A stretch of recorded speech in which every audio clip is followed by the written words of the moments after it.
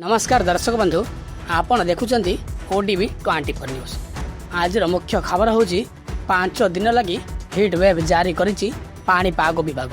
हाँ आज्ञा आकाश अग्नि वर्षा आज आहरी जलाइब। प्रचंड ग्रीष्म प्रभाव सह असह्य गरम गुळुगुळी जनजीवन अस्तव्यस्त हो पड़ती।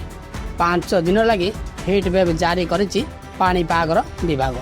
तेबे एबे ग्रीष्म प्रभाव सहित राति गरम एवं गुळुगुळी लगी रहा सहित बलांगीर संबलपुर नयागढ़ एवं झारसुगुड़ा जिला ऑरेंज वार्निंग जारी करा जायछि पाणीपाग विभाग पक्षर। सेहीपरि हिट वेव्र जिला गुड़िक हूँ अनुगुल बलांगीर बौद्ध सोनपुर झारसुगुड़ा नयागढ़ भद्रक जाजपुर एवं केन्द्रापड़ा यही सब जिला को हिट वेव जारी करा जायछि। आगामी 5 दिन जाए पागर किसी परिवर्तन हेब ना।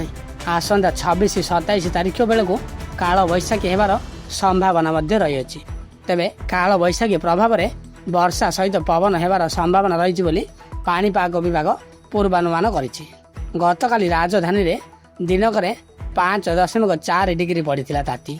वर्तमान 42.2 डिग्री दिन तापमात्रा रेकर्ड करा जायथिला। तेबे दर्शक बंधु यही सब तातीर मुक्ति पाइबा पई 11 ରୁ 4ଟା पर्यंत घरे ही रुहतु। आवश्यक नथिले घर बाहर को बाहरतु नहीं। यही सूचना दी पाणीपाग केन्द्र विभाग।